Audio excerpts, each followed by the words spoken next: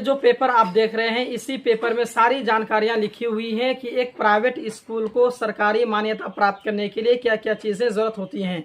यानी अगर आप एक प्राइवेट स्कूल को सरकारी मान्यता प्राप्त करने के लिए रजिस्ट्रेशन के लिए जाएंगे तो आपसे कौन कौन से डॉक्यूमेंट्स मांग किया जाएगा, आपके पास में कितनी टीचर्स होनी चाहिए और वो टीचर का कितना टीचर आपका बीएड किया हुआ होना चाहिए, कितना टीचर आपका डीएलएड किया होना चाहिए, क्या ग्रेजुएशन टीचर का पेपर लगता है या नहीं लगता है, या फिर स्कूल में कितने कमरे होने चाहिए, कितनी जैसे आपके पास में लाइब्रेरी होना चाहिए या नहीं चाहिए, प्ले ग्राउंड आपका कितना होना चाहिए, ज़मीन कितना होना चाहिए, सभी जानकारियां सारा चीज़ आपका इसी पेपर में आपका लिखा हुआ है। यहाँ पर आप देख सकते हैं 2-3 पेज में आपका लिखा हुआ है।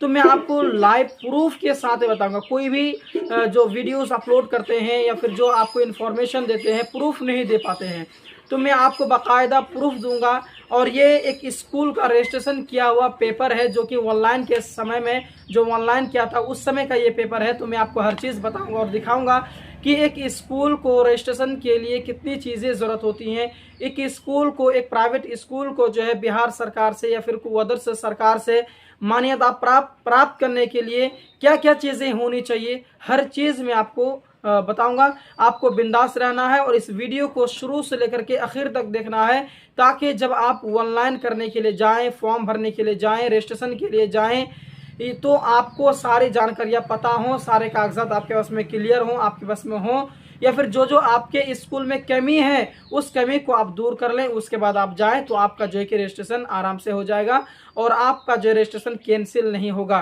वीडियो को शुरू करने से पहले आपसे एक अनुरोध है कि अगर आप हमारे इस चैनल में नए हैं तो प्लीज़ हमारे चैनल को सब्सक्राइब कर लेंगे, ताकि रजिस्ट्रेशन से ताल्लुक या फिर इस सरकारी स्कूल से या फिर प्राइवेट स्कूल से रिलेटेड कोई भी वीडियो मैं अपलोड करूंगा तो आप तक जो है कि नोटिफिकेशन चले जाएगा और उस वीडियो से आप फायदा ले सकेंगे।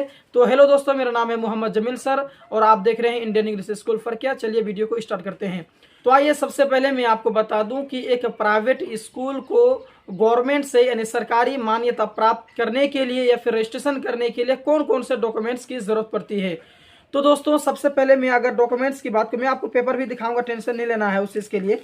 फिलहाल मैं अभी आपको बता दूं कि आपके पास में एक ट्रस्ट होना चाहिए, यानी आपका जो है कि जो भी स्कूल आप चला रहे हैं, जो भी प्राइवेट स्कूल आप चला रहे हैं, तो वो किसी ना किसी ट्रस्ट से जो है एफिलिएटेड होना चाहिए। तो सबसे पहले आप क्या करें, एक ट्रस्ट बना लें। अगर आपके पास में ट्रस्ट बना हुआ नहीं है तो आप ट्रस्ट बना लें और उस ट्रस्ट से अपने स्कूल को एफिलिएटेड करा लें, ज्वाइंट करा लें कि हमारा जो ये स्कूल है, माने कि इंडियन इंग्लिश स्कूल है, ये इंडियन इंग्लिश स्कूल फना ट्रस्ट के बदौलत ये चल रहा है। इस तरीके से जो आप एफिलिएटेड करा लेंगे, सबसे पहले तो आपको ट्रस्ट बनानी है। उसके बाद कोर्ट में जाना है और कोर्ट में जाकर के आपका जो ज़मीन है, ये जहाँ पर आपका स्कूल है, उस स्कूल को जो है कि उस ट्रस्ट से आपको लिंक करा लेनी है। आपको तो समझ में आ गया कि एक स्कूल को रजिस्ट्रेशन के लिए आपका जो है कि ट्रस्ट होना ज़रूरी है। अच्छा, तो ट्रस्ट होने के बाद में आपका जो ज़मीन है, जो आपका ज़मीन है जहाँ पर आपका स्कूल है, वो स्कूल का ज़मीन कितना होना चाहिए। तो भाई आपको बता दूं, जहाँ पर यहाँ पर लिखा हुआ है, मैं आपको दिखा रहा हूँ। यहाँ पर आप देख सकते हैं विद्यालय का कुल क्षेत्रफल, यानी जो क्षेत्रफल जहाँ पर आपका स्कूल है, वो जो क्षेत्रफल है वो कम से कम आपका जो है कि 12.500 डिसमिल का होना चाहिए, यानी 12.5 डिसमिल का आपका ज़मीन होना चाहिए जहाँ पर आपका स्कूल है। तो समझ में आ गया कि भाई 12.5 डिसमिल जो है कि आपको चाहिए।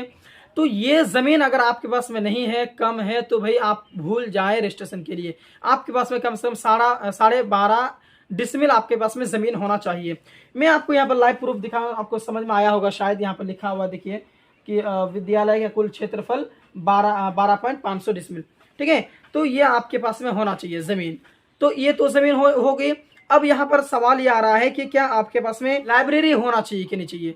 तो भाई आपके पास में लाइब्रेरी होना चाहिए, बिल्कुल चाहिए। यहाँ पर आप देख सकते हैं पुस्तक की संख्या जो है आपका 200 है, यानी जो लाइब्रेरी में कितनी किताबें रखी हुई हैं, सारे चीज़ हैं, यहाँ पर हर चीज़ लिखी हुई है। तो जैसे आपके पास में एक लाइब्रेरी होना चाहिए, लाइब्रेरी में किताबें होनी चाहिए। उसके बाद में अगर आप ये रजिस्ट्रेशन अप्लाई करते हैं तो आपको वहाँ पर ऑप्शन आता है कि क्या आपका जो स्कूल है वो हॉस्टल है कि नहीं है। अगर आपके हॉस्टल नहीं है, आप हॉस्टल की सुविधा नहीं देनी चाहते हैं तो कोई दिक्कत नहीं है। लेकिन अगर आप हॉस्टल की सुविधा देनी चाहते हैं तो आपके पास में एक रसोई घर भी होना चाहिए। ठीक है। तो आपके पास में क्या होना चाहिए भाई, रसोई घर, जहाँ पर चूल्हा घर जो कहते हैं वो होना चाहिए। उसके बाद में बच्चों के जो है कि सोने की जगह आपका किस तरीके से है। उसके बाद में आपका जो बहुत सारे लोग ये कहते हैं, डाउट भी होगा आपको कि क्या एक स्कूल को रजिस्ट्रेशन के लिए हमारा स्कूल पक्का का होना चाहिए कि नहीं, या फूस का भी स्कूल चलेगा। तो भाई मैं आपको बता दूं कि फूस का भी स्कूल रजिस्ट्रेशन हो जाता है, लेकिन थोड़ा प्रॉब्लम होगा आपको, लेकिन हो जाता है।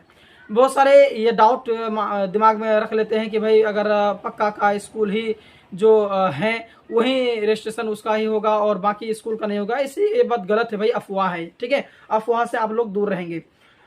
तो ये चीज़ समझ में आ गया। और मैं आपको बता दूं कि ऑनलाइन करने में, जैसे ये ऑनलाइन प्रोसेस होता है, पहले तो जा करके ऑफिस में जमा करने का रहता था, लेकिन अभी ऑनलाइन होता है। रजिस्ट्रेशन जो करेंगे उसके लिए अप्लाई होता है, तो ऑनलाइन होगा। ऑनलाइन में खर्चा कितना आएगा, तो भाई जो है ऑनलाइन का चार्जेस मिला करके, जो आप जो ऑनलाइन जो लोग करते हैं उन लोग का चार्जेस वगैरह मिला करके आपको 500 रुपया में जो है कि ऑनलाइन हो जाता है, ठीक है।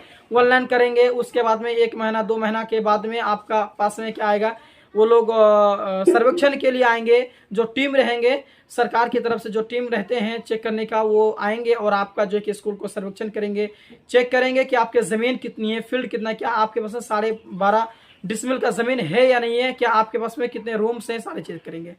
अच्छा, आपको मैं बता दूं कि जो रूम है वो कितना बाई कितना होना चाहिए। तो देखिए,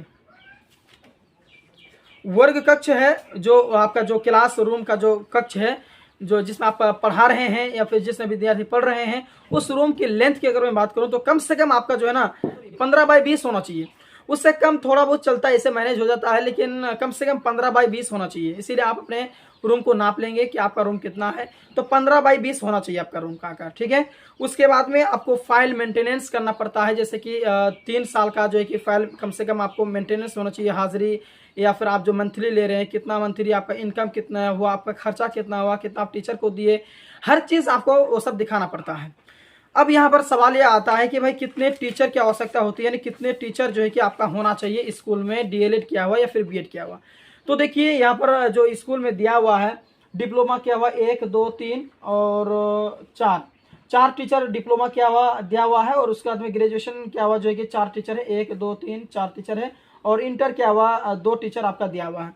कहने का मतलब है कि टोटल टीचर जो है आपका 1 2 3 4 5 6 7 8 9 10 टीचर आपका दिया हुआ है, ठीक है। तो कम से कम आपका 10 टीचर आपका होना चाहिए। उसके बाद में कम से कम 5 या 6 आपका टीचर जो है कि या फिर बीएड या फिर डीएलएड किया हुआ होना चाहिए। उसके बाद में ग्रेजुएशन टीचर भी चलता है, लेकिन अगर आपके पास में डीएलएड किया हुआ टीचर होगा या फिर बीएड किया हुआ टीचर होगा तो आपका स्कूल जल्दी से रजिस्ट्रेशन हो जाता है। तो आई होप आपको मैंने रजिस्ट्रेशन से ताल्लुक सारी जानकारियां दे दी हैं कि क्या क्या चीज़ें आपका स्कूल में उपलब्ध होना चाहिए, क्या क्या चीज़ें आपके पास में नहीं होनी चाहिए, हर चीज़ मैंने बता दिया।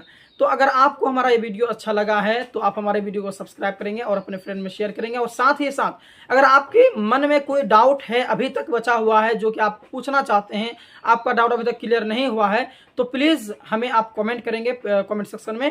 आपका सवालों का जवाब कमेंट सेक्शन में ही दिया जाएगा। तो मिलते हैं एक और वीडियो में, तब तक के लिए धन्यवाद।